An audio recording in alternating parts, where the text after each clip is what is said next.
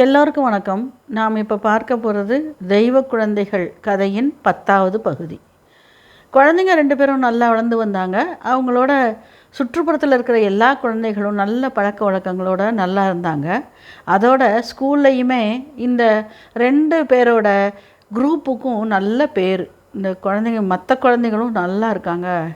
அதாவது இந்த 2 பேரும் யோகனோட கிளாஸ்மேட்ஸும் யோகாவோட கிளாஸ்மேட்ஸும் 2 பேருமே 2 கிளாஸ்மேட்ஸ் எல்லாம் கூட ரொம்ப நல்ல குழந்தைகளாக வளர்ந்து வந்தாங்க. அவங்க பெற்றோர்களும் ரொம்ப இந்த குழந்தைங்களோட குரூப்பை ரொம்ப நல்லா என்கரேஜ் பண்ணாங்க. அதே மாதிரி ஸ்கூல் டீச்சர்ஸும் அவங்கள நல்லா என்கரேஜ் பண்ணாங்க. ஸ்கூல் படிப்பு முடிச்சுட்டு அவங்க காலேஜுக்கு போனாங்க. காலேஜில் போனாலும் அங்கேயும் நல்ல பேர் தான் எடுத்தாங்க. நல்லா படித்தாங்க 2 பேரும். அவங்களுக்கு விருப்பமான பாடங்களை எடுத்து படித்து முடித்து காலேஜ் படிப்பு முடித்த உடனே வேலைக்கு போகிறாங்க. வேலை தேடுறதுக்கு அவங்க 2 பேருமே முயற்சி எடுத்து யோகா அவளுக்கு தகுந்த மாதிரி எந்த வேலைக்கு போகலாம் அப்படின்னு அவளே சூஸ் பண்ணி அவளே ட்ரை பண்ணுறான்.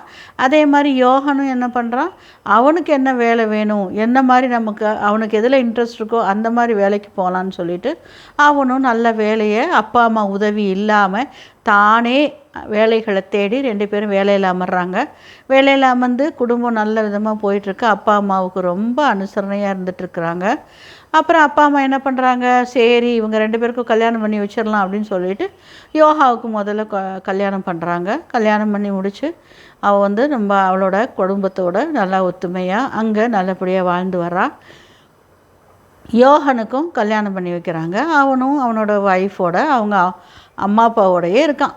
யோகன் தன்னோட அம்மா அப்பாவை விட்டு பிரிய மாட்டேன்னு சொல்லி அவங்களோடையே இருந்து நல்லபடியாக வளர்ந்து வந்துட்டுருக்குறாங்க எல்லாரும். அப்போது என்ன ஆகுது, குழந்தைங்களும் பிறந்துருது இவங்க 2 பேர்த்துக்கும். யோகாவுக்கும் குழந்தைங்க பிறந்துருது, யோகனுக்கும் குழந்தைங்க பிறந்துருது. அப்போ அவங்க மேலே மேலே வளர்ந்து தங்களோட குழந்தைங்களை எப்படி வளர்க்குறது அப்படிங்கிறதுல ரொம்ப கண்ணும் கருத்துமாக இருக்காங்க. அவங்க தங்களோட குழந்தைகளை பிரியறதே இல்லை. எப்படி அவங்க அம்மா தன்னோட குழந்தைங்களை கூடவே வச்சு வளர்த்து நல்லா அழக்குனாங்களோ அதே மாதிரி யோகனும் யோகாவும் தங்களோட குழந்தைங்களை யாருக்கிட்டையும் நீங்கள் பார்த்துக்கோங்க அப்படின்லாம் விடாமல் அவங்க 2 பேரும் பொறுப்போட குழந்தைகளை வளர்த்து வராங்க. அந்த குழந்தைங்களும் நல்லபடியாக நல்ல பிஹேவியரோட நல்ல பழக்க வழக்கத்தோட நல்லபடியாக வளர்ந்து வந்துட்டுருக்குறாங்க. இந்த மாதிரி எல்லா விதத்துலேயும் சிறந்து இருக்கிற குழந்தைங்களுக்கு தெய்வ குழந்தைகள்னு பேர் சொல்கிறதுல என்ன தப்பு இருக்குது? அதனால தான் இந்த கதையோட ஹீரோயின் நம்மளோட யோகனும் யோகாவும் ரொம்ப நல்ல குழந்தைங்களாக பிறந்து வளர்ந்து எல்லாம் வயதானதுக்கப்புறமும் தன்னோட பெற்றோர்களையும் நல்லபடியாக கவனித்து வந்துட்டுருக்குறாங்க. அவங்களுக்கு என்ன தேவையோ அதையெல்லாம் கொடுத்து பெற்றோரையும் நல்லா அன்போடு அனுசரித்து வச்சிட்ருக்குறாங்க. அவங்களோட குழந்தைங்களும் தாத்தா பாட்டின்னு சொல்லிட்டு அவங்க குழந்தைங்களோட தாத்தா பாட்டியோட ரொம்ப சந்தோஷமாக வாழ்ந்து வந்துட்டுருக்குறாங்க. இந்த கதையிலேருந்து நாம் என்ன தெரிஞ்சுக்கிறோன்னா, ஒரு குழந்தை வளர்ப்பு அப்படிங்கிறது மிக மிக முக்கியம். குழந்தைங்களை நல்லபடியாக வளர்த்து பெரியவங்களை ஆக்க வேண்டியது பெற்றோர்களின் கடமை.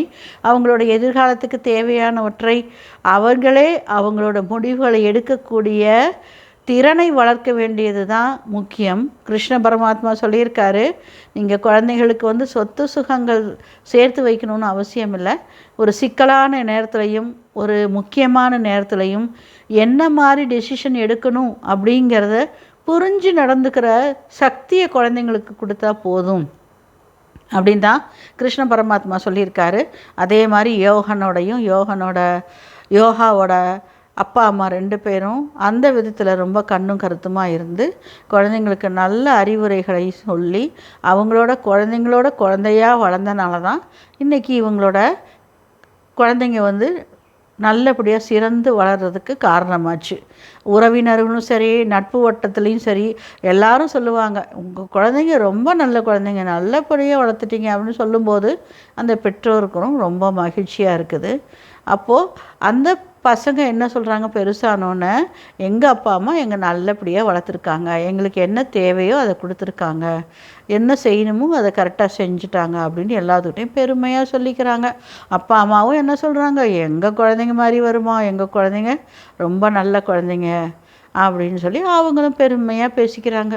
ஸோ இந்த 2 ஹீரோயின்ஸ், சிஸ்டர்ஸ் அண்ட் பிரதர்ஸ் 2 பேரும் என்ன பண்ணுறாங்க, ரொம்ப நல்லா இருந்தனால தான் அவங்க இந்த கதையோட கதாநாயகர்களாக இருக்காங்க. நாமளும் இந்த கதையை கேட்டு இதே மாதிரி நல்ல குழந்தைங்களை உருவாக்குறதுக்கு நம்ம முயற்சிகளை செய்து மேலும் மேலும் வளருவோம். இந்த 10வது எபிசோடோட இந்த கதை முடிவுறுகிறது. நீங்கள் சப்ஸ்கிரைப் பண்ணி முழு கதையையும் முதல் பாகத்திலிருந்து 10வது பாகம் கேட்டு உங்களோட வாழ்த்துக்களை தெரிவிக்க வேண்டுமாய் கேட்டுக்கொள்கிறோம். நன்றி, வணக்கம். மீண்டும் சந்திப்போம்.